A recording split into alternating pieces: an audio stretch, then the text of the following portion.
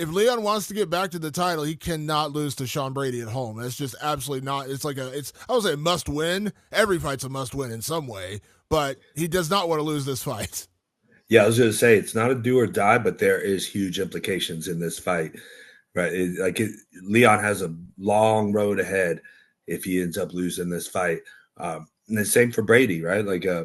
He's going to probably, if he loses this fight, he's probably going to be looked at as a great fighter that never got to the title. One of those guys, kind of like myself, I guess, but one of those guys. He'll kind of be in that category. I think he won't be expected to get to the title. But just opposite if they win, right?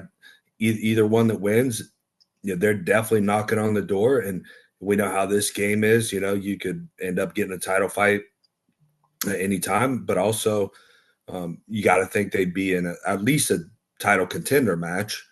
After a win here, I think, right? Wouldn't you agree with that?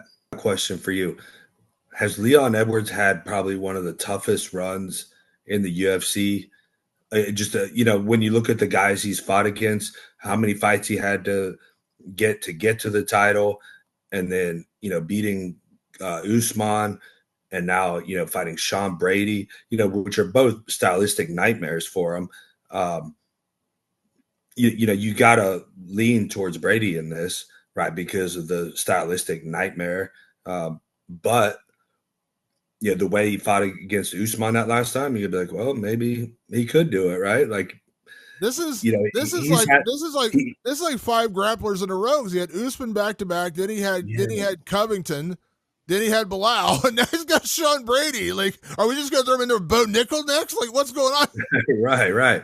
That's what I'm saying. Like, I feel like maybe name wise, I mean, he's definitely fought a lot of the top guys, but when you look at stylistically, he has to have had one of the tougher runs in the UFC. I mean, I know Bilal's had a very tough road.